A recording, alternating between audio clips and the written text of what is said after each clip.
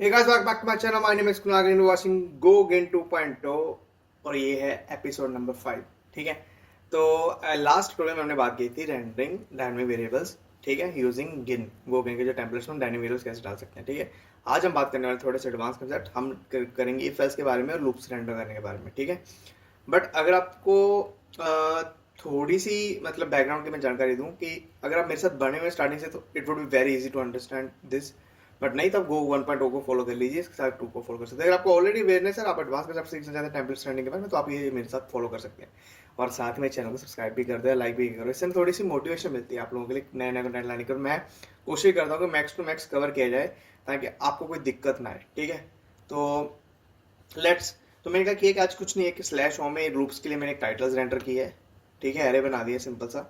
ठीक है, एक एरे उसकी टाइप स्ट्रिंग होगी और उसको मैंने भेज दिया। बाकी हम इफ एल्स कंडीशन करने वाले टाइटल पे play. Let's go to our this. देखिए अब इसमें काम क्या करने वाले अपन लोग, मैं यहाँ पे लिखता हूँ इसके अंदर। ठीक है, सिंटेक्स क्या रहेगा अपना, बेसिकली मैंने बताया था कर्ली ब्रैकेट्स के अंदर सारी कंडीशन डायनेमिकली हम बताते हैं गो को काम करने के लिए। और मुझे इफ लिखना है तो इफ लिखेंगे। सिंटेक्स सिंपल सा, इफ वेरिएबल ऐसे मिलेगा। अगर मुझे चेक करना है कि वेरिएबल, हम देखें नॉर्मल क्या करते हैं हम लोग ये लिखते हैं। ठीक है, जब मैं होम पेज बात कर रहा हूँ, बट ये यहाँ पे चलता नहीं है। उन्होंने बोला हमारा सिंटेक्स ये नहीं है, प्लीज़ हमारा सिंटेक्स ये है, इक्वल ऐसे लिखना है, बस सिंपल सा काम। और इसके बीच में आप लिख से दीजिए होम पेज इफ। ठीक है, और आपको लूप को एंड करना होगा ऐसे, और थोड़ा सा अच्छा लगने के लिए बस। अब मैं सर्वर को रिस्टार्ट नहीं करने वाला, मेरा सर्वर में ऑलरेडी जो डेटा था वो पास कर दिया। सर्वर रिस्टार्ट इसलिए नहीं करने की जरूरत पड़ेगी क्योंकि जब भी टेम्पलेट्स होते हैं ना, टेम्पलेट्स बेसिकली क्या होता है कि जब भी हम सर्वर बोलते हैं तो टेम्पलेट्स दोबारा रीड करके ही भेजता है। और जो हमारी main dot go notes dot go होगी, थोड़ा सा उनको बिल्ड करता है, कंपाइलिंग करके गो, जब हम गो रन मेन डॉट करते हैं कंपाइल करके उनको फिर सर्व करता है। तो ये थोड़ा सा डिफ की वजह से हमें जब भी चेंज करते हैं कोड, हमें दोबारा सर्वर रिस्टार्ट करना पड़ता है। या फिर आप पैकेजेस ऐड कर सकते हैं जिससे ऑटोमेटिकली वो चेंज पे सर्वर स्टार्ट कर देता है। मैं उसके बारे में डिस्कशन करूंगा, बट अपना मेन मुद्दे उससे ब्लॉकिंग नहीं है। मैं इस कंसेप्ट सिखाना चाहता हूँ आपको, मैं ये सिखा पा रहा हूँ। ठीक है, तो अब क्या हुआ कि मैंने ये लिख दिया है, तो लेट्स गो टू ब्राउजर और इसको रिफ्रेश करता हूँ मैं। और ये देख सकते हैं होम पेज इफ आ गया अपना। ठीक है, जस्ट इसके नीचे लिखा है।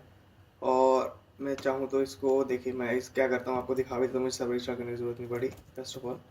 दूसरी चीज़ ये कि मैं ये लिख देता हूँ, शायद इससे हमारी CSS भी चल जाए। देखिए क्लास लिखा, बीजी रेड डाला तो चल गया, उससे टेलमेंट लग गई। देखिए मैं जब भी टेम्पलेट में कुछ चेंज करता हूँ, सर्वर को एड करता हूँ, सर्वर दोबारा उसको पता है मेरे कोड को कि टेम्पलेट को उसी जगह से रीड करना है, तो उसमें टेम्पलेट अगर चेंज हो गया है तो नया टेम्पलेट भेज देता है वो उसे रेंडर करके। ठीक है, अब देखिए हमें इसको एल्स भी चलाना चाहिए तो कैसे चला सकते हैं। ठीक है, सिंपल से काम है। एक तो हमें क्या करना होगा, यहाँ एल्स लिख देंगे। अगर ये नहीं होगा, अगर ये नहीं होगा तो क्या होगा। ठीक है, रुकिए बताता हूँ। अगर ये नहीं होगा तो हमें लिख रेंडर करना होगा पी। मैं इसको ही कॉपी कर लेता हूँ रादर देन कॉपी पेस्टिंग। तो मैं होम पेज एल्स लिख देता हूँ यहाँ पे।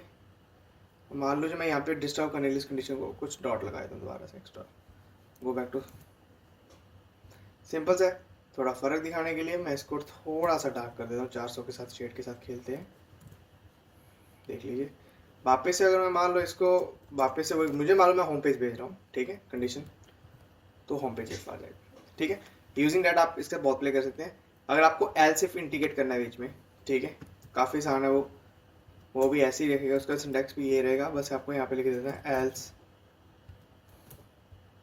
और ये आपको उड़ा देना है। यहाँ पे जैसे मान लीजिए ये लिखा हुआ आपने ऐसे, तो मैं इसका कलर कर देता हूँ 600, और मैं इसके आगे ऐसे लिखता हूँ लेट्स सी एल्सिफ हो गया। ठीक है ना, मैं थोड़ा एक ही कंडीशन से प्ले कर रहा हूँ। अगर मान लीजिए सर्वर साइड से कुछ नई डिफरेंट कंडीशन पे आप इसे प्ले ले सकते हैं। आप इसको ये लॉगिन पे यूज़ कर सकते हैं। अगर आपको यूज़र की प्रोफाइल ऑलरेडी लॉगिन दिखाना है, आपको यूज़र का नाम भेजना, आपके पास सर्वर में था, आप नेम भेजते हैं हाई कुणाल। ठीक है, तो आप कैसे भेजोगे, टेम्पलेट में आपके पास वेरिएबल होगा कि user name dot user name उधर से पास कर दोगे गूगल को वेरिएबल में से, यहाँ से जैसे मैं पास कर रहा हूँ यूजर नेम कुणाल, तो लिखा जाएगा high Kunal, high ABC, high XYZ something, या जो भी आपका यूजर का नाम होगा। ठीक है, और आप इफ एल्स को ऐसे कर सकते हैं। Now it's time to understand the loops के बारे में। तो लूप्स के बारे में समझने के लिए सबसे पहले मैंने एक छोटा सा एरे पास मतलब एक एरे बोल सकते हैं, एक छोटा सा डमी सा डेटा पास करते हैं यहाँ से। अब इसको मैं इसको होम पेज के अंदर एंटर कराऊंगा। मैं फुटर के ऊपर ही रेंडर करवाना चाहता हूँ, तो मैं क्या करूँगा, यहाँ पे देखो इसका सिंटैक्स क्या होगा। हमें तो एक कह रहे हैं, तो कह रहे हैं आइटम्स होंगे, मुझे आइटम्स एंटर करवाने, तो यूआर मैंने यूज़ के लिए ये स्टैक, ठीक है। और उसके बाद हमारे पास होते हैं एक लिस्ट आइटम, इसके अंदर HTML की बात करूँ, बट उसके अंदर हमें सिंटैक्स यूज़ करना पड़ेगा। इसका सिंटैक्स क्या होगा, फिर से मैं वही लिखता हूँ, टाइटल लिखता हूँ, ठीक है। अब आगे क्या होगा, li होगा।